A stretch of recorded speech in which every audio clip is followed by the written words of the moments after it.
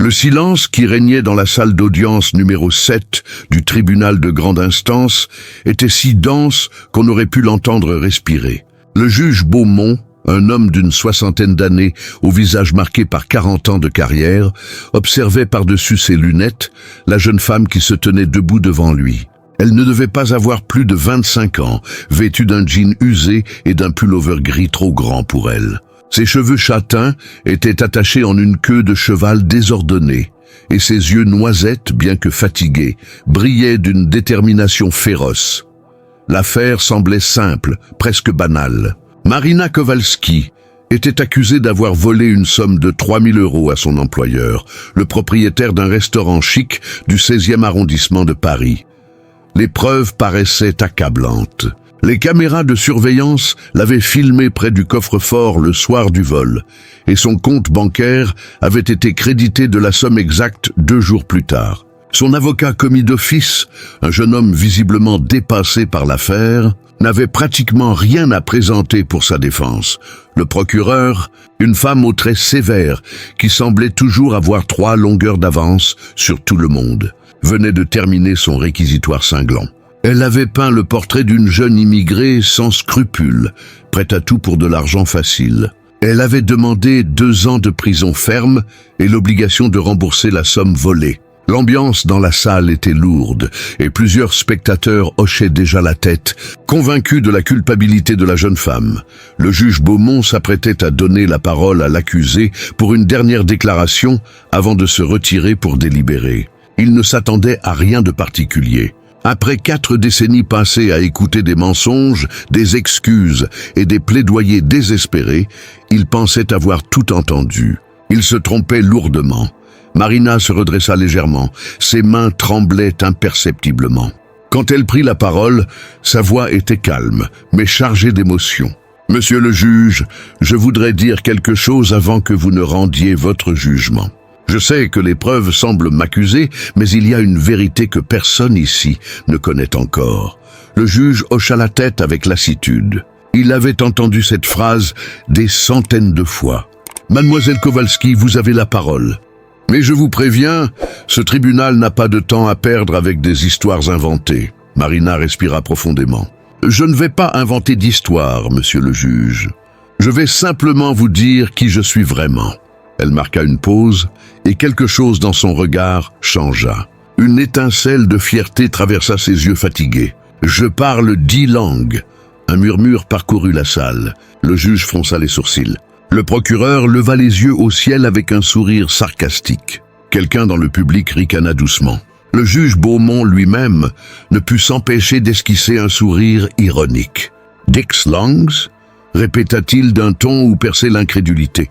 « Mademoiselle, je ne vois pas en quoi cette information, vraie ou fausse, serait pertinente pour cette affaire. » Marina ne se laissa pas démonter. « Permettez-moi de vous le montrer, monsieur le juge. Cela ne prendra que quelques minutes. » Et cela expliquera tout. Il y avait dans sa voix une telle conviction que le juge, intrigué malgré lui, fit un geste de la main pour l'autoriser à continuer. Ce qui se passa ensuite laissa tout le monde sans voix. Marina commença à parler, et à chaque phrase, elle changeait de langue avec une fluidité stupéfiante. Elle commença en polonais, sa langue maternelle, racontant comment elle était née dans un petit village près de Cracovie. Dans une famille si pauvre que certains soirs, le dîner consistait en un morceau de pain sec partagé entre 5 personnes. Puis elle passa à l'anglais, expliquant comment, à 12 ans, elle avait appris cette langue en écoutant des cassettes audio usagées qu'elle avait trouvées dans une poubelle derrière l'école locale. Elle continua en russe, décrivant comment sa grand-mère, qui avait vécu sous l'occupation soviétique, lui avait enseigné cette langue en secret, chuchotant des poèmes de Pouchkine dans l'obscurité de leur petite cuisine. En allemand, elle raconta comment elle avait traversé l'Europe à 16 ans, seule, avec 50 € en poche et un sac à dos contenant tous ses biens terrestres. En espagnol, elle évoqua les 6 mois passés à Madrid, dormant dans des refuges pour sans-abri, travaillant au noir dans des cuisines où personne ne posait de questions. En italien, elle parla de Rome, où elle avait vécu sous un pont pendant 2 semaines avant de trouver un travail de femme de ménage. En arabe, elle décrivit les mois passés au Maroc, où elle avait aidé une famille berbère en échange d'un toit et de nourriture. En portugais, elle mentionna Lisbonne, où elle avait appris la langue en quelques mois en écoutant les conversations des gens dans les cafés. Puis, sa voix se brisa légèrement quand elle passa au mandarin. « J'ai appris le chinois », dit-elle en parfait mandarin avec un accent de Beijing, d'un vieil homme dans un parc de Paris. Il était seul, loin de sa famille, et moi aussi. Nous nous sommes appris mutuellement à ne plus avoir peur de la solitude. Enfin, elle revint au français, cette langue qu'elle maîtrisait maintenant avec une élégance qui surprit tout le monde. Et le français, je l'ai appris ici, dans ce pays qui m'a accueilli il y a 3 ans. Je l'ai appris en nettoyant des bureaux la nuit, en écoutant la radio, en lisant tous les livres que je pouvais emprunter gratuitement à la bibliothèque municipale. Je parle 10 langues, monsieur le juge, non pas parce que je suis exceptionnellement intelligente ou douée. Je les parle parce que j'ai dû survivre. Chaque langue était une porte vers un nouveau travail, une nouvelle opportunité, une nouvelle chance de ne pas mourir de faim ou de froid. Le silence dans la salle était maintenant d'une nature totalement différente. Ce n'était plus le silence de l'indifférence ou du jugement, mais celui de l'incrédulité et du respect naissant. Le juge Beaumont s'était redressé dans son fauteuil, son expression avait complètement changé. Le procureur avait posé son stylo et regardait la jeune femme avec une attention nouvelle. Marina continua, et maintenant sa voix était plus ferme, portée par une urgence que personne ne pouvait ignorer. « Monsieur le juge, je travaillais au restaurant Le Montmartre depuis 8 mois. J'étais plongeuse, le travail le plus bas dans la hiérarchie. Mais j'écoutais, j'observais et j'apprenais. Monsieur Laurent, le propriétaire, ne sait pas que je comprends l'italien. Il ne sait pas que sa comptable, Madame Rossi, parlait souvent au téléphone dans sa langue maternelle quand elle pensait que personne ne pouvait la comprendre. Elle sortit de sa poche un petit carnet froissé et le tendit vers le juge. Un huissier le prit et l'apporta au magistrat. « J'ai tout noté, monsieur le juge. Pendant des mois, j'ai écrit les dates, les heures, les conversations que j'ai entendues. Madame Rossi volait l'argent du restaurant depuis 2 ans. Elle transférait l'argent sur différents comptes, dont le mien. Le soir où les caméras m'ont filmé près du coffre-fort, je ne volais rien. J'essayais de trouver des preuves. Le virement sur mon compte, je n'y ai jamais touché. Vérifiez, monsieur le juge. Cet argent est toujours là, intact. Elle l'a transféré chez moi pour faire de moi le bouc émissaire parfait. Une immigrée pauvre, sans relation, sans défense. Qui croirait ma parole contre la sienne ? Le juge feuilletait maintenant le carnet avec une attention intense. Son visage devenait de plus en plus grave à mesure qu'il lisait. Marina poursuivit. « J'ai essayé de parler à monsieur Laurent, mais madame Rossi a agi plus vite. Elle m'a accusé avant que je puisse dire quoi que ce soit. Et qui aurait cru une simple plongeuse contre une comptable respectée avec 15 ans d'ancienneté ?» Le juge leva les yeux du carnet. « Ces notes, elles sont incroyablement détaillées. Date, heure, montant exact, numéro de compte. » Il fit signe à l'huissier. « Qu'on fasse venir immédiatement madame Rossi dans cette salle. Et convoquons également monsieur Laurent. » Ce qui suivit fut extraordinaire. Confrontée aux notes de Marina, puis aux vérifications bancaires ordonnées immédiatement par le juge, madame Rossi s'effondra. Elle avoua tout. Les détournements de fonds, le transfert sur le compte de Marina pour la piéger, la manipulation des livres de compte. Elle avait sous-estimé la jeune plongeuse, pensant qu'une immigrée sans éducation formelle ne pourrait jamais la menacer. Elle n'avait pas imaginé qu'une personne pouvait être assez déterminée pour apprendre 10 langues juste pour survivre. Le juge Beaumont ordonna la libération immédiate de Marina et l'arrestation de madame Rossi sur le champ. Mais avant que Marina ne quitte le box des accusés, il lui demanda de rester un moment.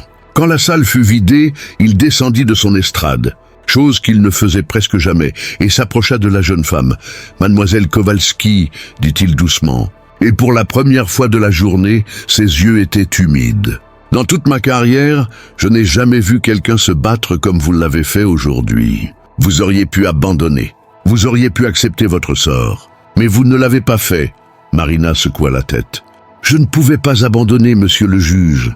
Pas après tout ce que j'ai traversé, chaque langue que j'ai apprise était une promesse que je me faisais à moi-même. La promesse que je ne resterais pas invisible, que je ne serais pas réduite au silence, que ma voix, même avec un accent, même dans une langue qui n'était pas la mienne, méritait d'être entendue. Le juge sourit, un vrai sourire cette fois. « Votre voix a été entendue aujourd'hui, mademoiselle. Et elle a été puissante. » Il marqua une pause. « Puis-je vous demander quelque chose? Qu'allez-vous faire maintenant ?» Marina réfléchit un moment. « Je vais continuer à apprendre, monsieur le juge. Il y a tellement de langues dans le monde, tellement d'histoires à comprendre, tellement de personnes avec qui se connecter.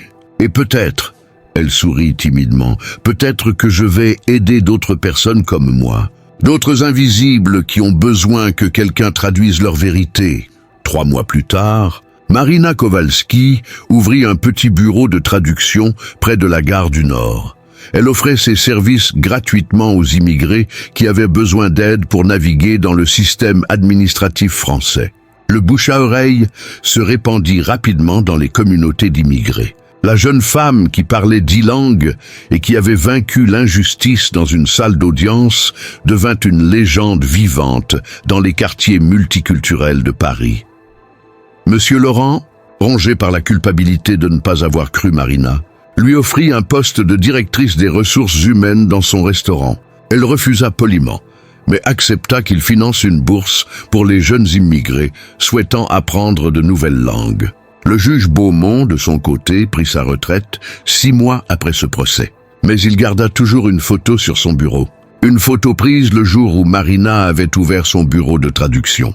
Il disait à qui voulait l'entendre que cette affaire lui avait rappelé pourquoi il était devenu juge. Pour entendre la vérité, même quand elle parlait avec un accent. L'histoire de Marina enseigna quelque chose de fondamental à tous ceux qui l'entendirent. Les langues ne sont pas juste des outils de communication. Elles sont des actes de résistance, des ponts entre les mondes, des preuves vivantes que l'être humain peut s'adapter, apprendre et triompher contre toute attente. Chaque mot prononcé dans une langue étrangère est une victoire contre l'ignorance et l'isolement. C'est un refus d'être réduit au silence. Marina n'était pas devenue une héroïne parce qu'elle parlait 10 langues. Elle était devenue une héroïne parce qu'elle avait utilisé ces langues pour révéler la vérité et défendre sa dignité.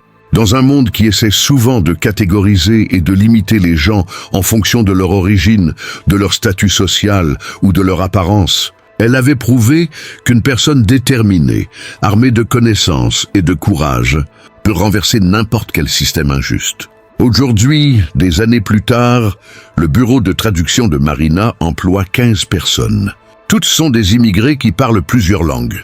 Ensemble, ils ont aidé des milliers de personnes. Mais plus important encore, ils ont donné une voix à ceux qui pensaient en avoir été privés pour toujours. Et chaque fois qu'un nouveau client franchit la porte, nerveux et incertain, Marina lui dit la même chose, dans sa langue maternelle, quelle qu'elle soit. Elle dit « Votre voix compte. Vos mots ont du pouvoir. Et je suis là pour m'assurer que le monde les entende, car c'est là la véritable leçon de cette histoire. Nous vivons dans un monde diversifié, rempli de voix différentes, parlant des langues différentes. Chacune de ces voix porte une histoire, une vérité, une expérience unique. Et notre devoir, en tant qu'êtres humains, est de les écouter vraiment.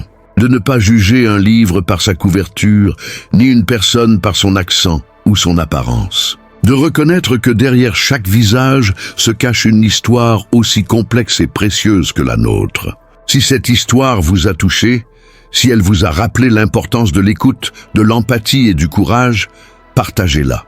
Partagez-la avec quelqu'un qui a besoin d'être rappelé que sa voix compte. Avec quelqu'un qui apprend une nouvelle langue et qui doute de ses capacités. Avec quelqu'un qui se sent invisible dans un monde qui semble ne pas le voir.